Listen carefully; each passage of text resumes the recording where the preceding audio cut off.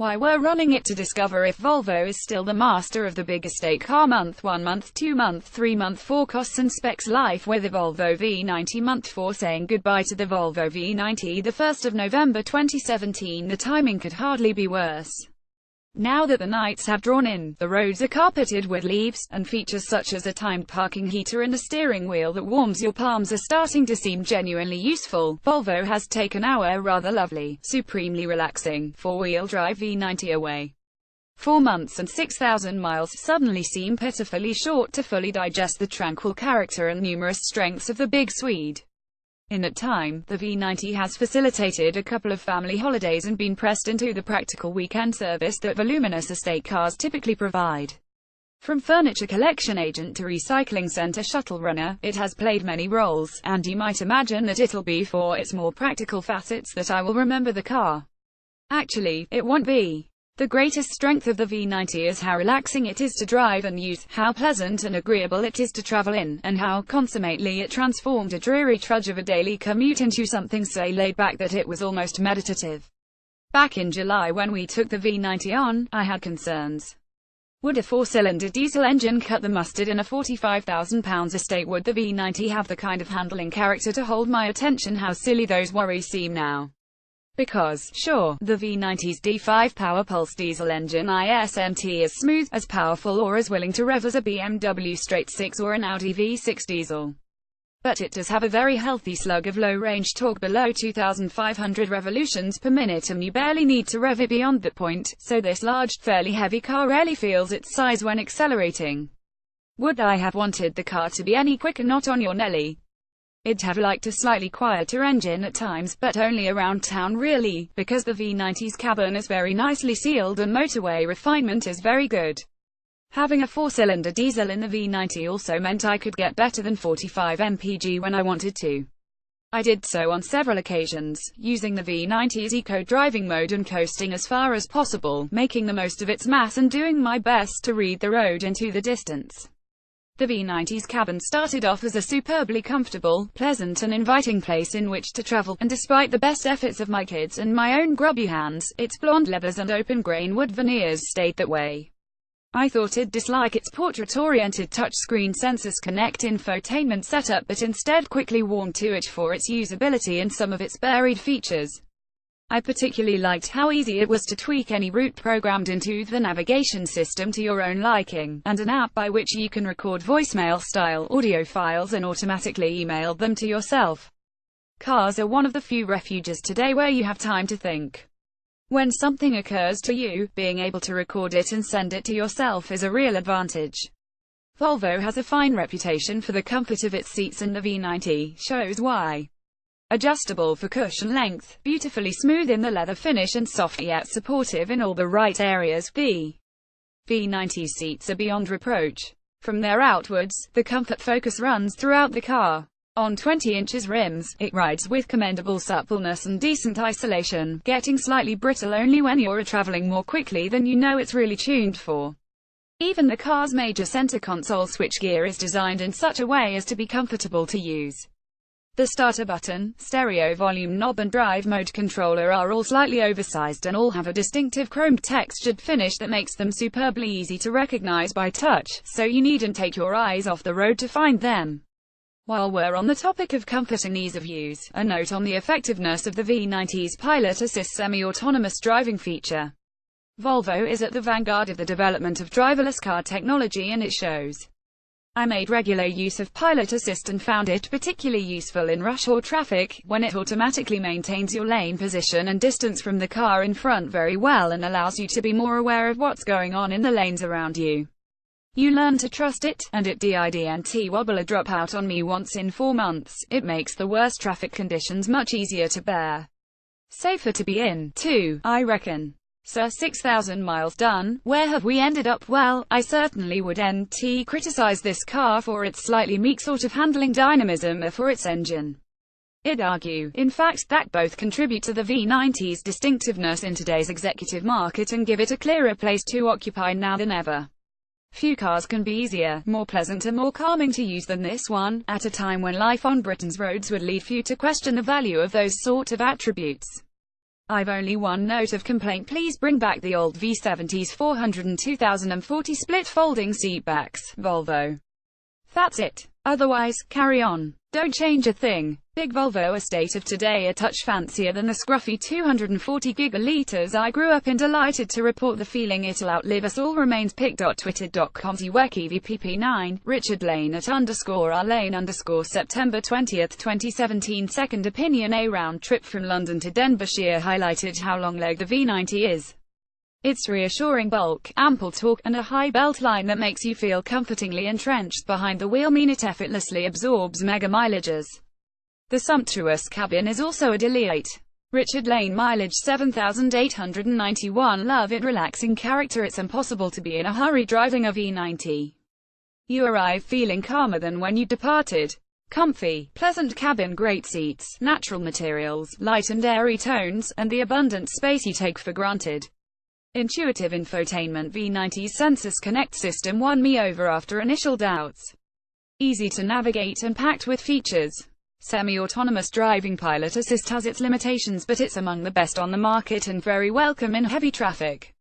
Low that noisy diesel engine, it has enough torque to move a big car along as briskly as you're likely to want, but it ought to be quieter.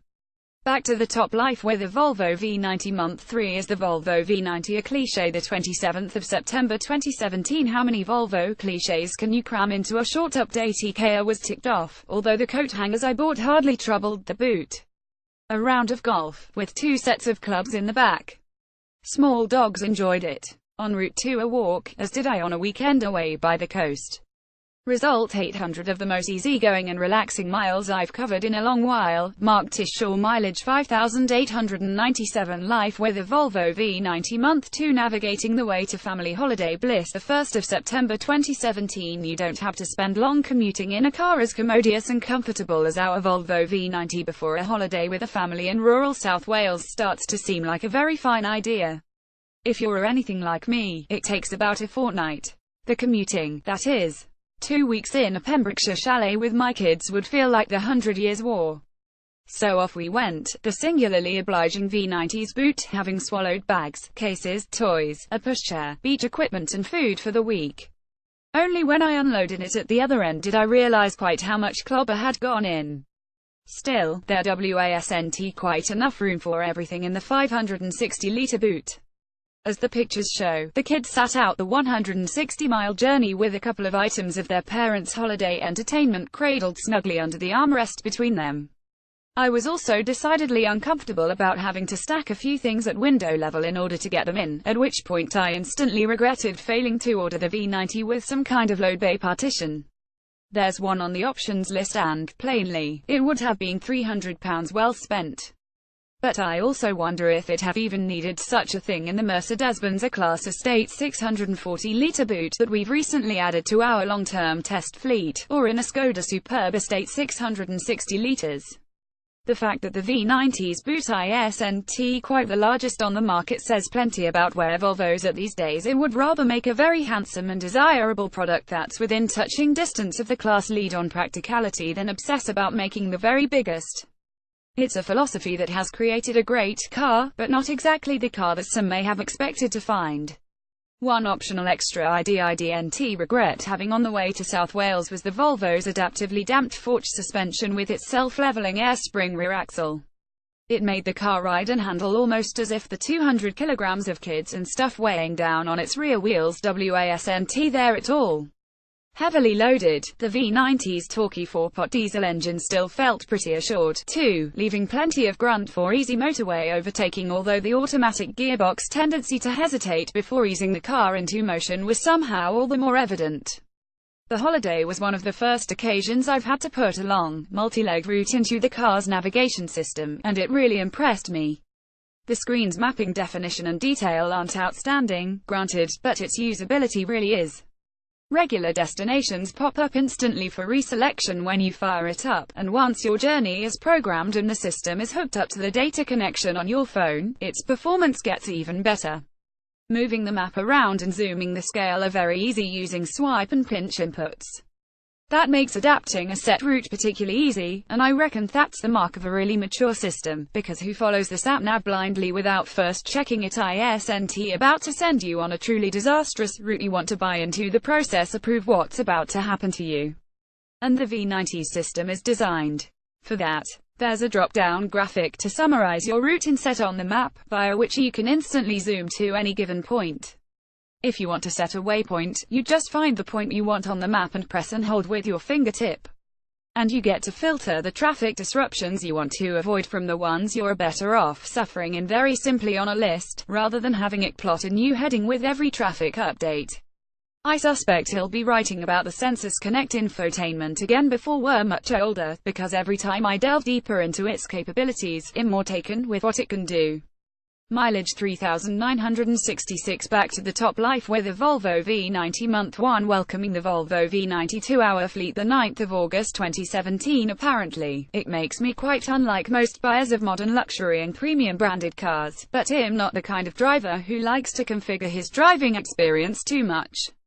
Drive modes are all well and good while the novelty of your latest motor is still present and gleaming, but before too long, I reckon you just pick the one you like best and stick with it. Beyond that, my preference would always be simply to know that my new car is configured for steering weight and ride tuning and pedal response and everything else that's deemed fair game for configuring these days, exactly as the experts who developed it think it works best. The Bentley Bentayga has a Bentley driving mode for this very reason and, predictably, it's the best of the lot. My rather lovely new Volvo V90 does not, regrettably, have a Volvo driving mode, but, luckily enough, albeit in a broader sense, I know it's a V90 as its maker would have it. And by maker, I mean Volvo Senior Vice President of Design and 2017 Autocar Award winner Thomas Ingenlath. Maple brown metallic paint, blonde Napa leather, 20 inches alloy wheels and tinted rear glass, one of Ingenlath's very favorite trim combinations for the big estate car, it turns out. Ingenlath, who has now taken up a new role as head of Volvo's Polestar performance arm, wasn't exactly a delivery driver. The man who led the design team responsible for the V90 happened to be in town to collect his Autocar award, and he was good enough to tell me what he liked about the car in this particular guise. There aren't many car brands who would even attempt a color like this in the modern market, he told me. We are lucky that our customers don't expect us to conform in quite the same ways as the German brands. I think the brown looks really great. It brings out the surface detail quite clearly but discreetly, and the blonde leather lightens the cabin and complements the walnut inlay well. I certainly like the end result myself. The V90 may be the best looking estate car on the road at the moment. I love its chiseled, angular surfaces, I love the Thor's hammer headlights and the L-shaped rear clusters, I love its full-size proportions, and I particularly love the fact that it's not another modern, curvy shooting brake or Sport Turismo. Volvo's designers were bold enough to keep the roofline long and straight, so you know exactly what you're looking at the instant you lay eyes on the car, like it or lump it. Suffice it to say, I like it, whatever that may suggest about my age, my character, my politics or my stage of life. I have 2 kids, a 106-mile commute, a preference for comfy, functional family cars.